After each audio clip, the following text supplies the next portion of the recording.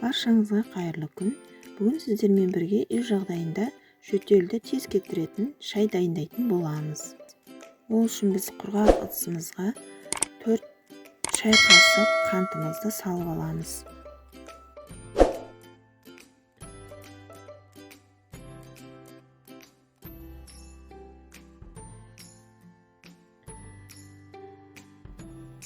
Одан соң отқа қантымызды қойып, ертіп аламыз, қызарғанша ертеміз.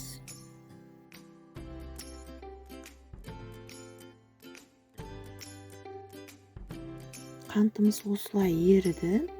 Содан соң үстіне салқын суымызды құямыз.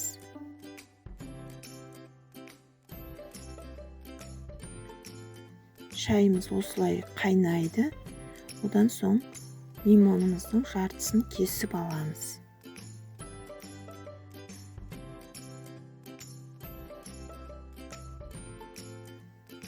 Шайымыз 5 минуттай қайнаған соң оны кружкаға құйып аламыз. Одан соң ситадан лимон шырын стакандағы шайымызға қосамыз.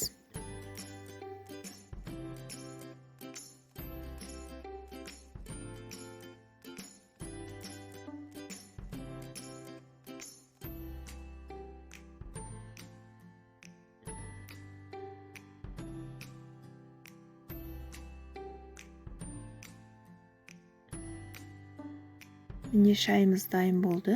Жөтелген кезде күніне 1 стаканнан ішіп отырсаңыз, жөтеліңіз тез басылады. Тағы иммунитетімізді көтереді. Рецепт ұнаса каналыма тіркеліп кетіңіздер. Ем болсын.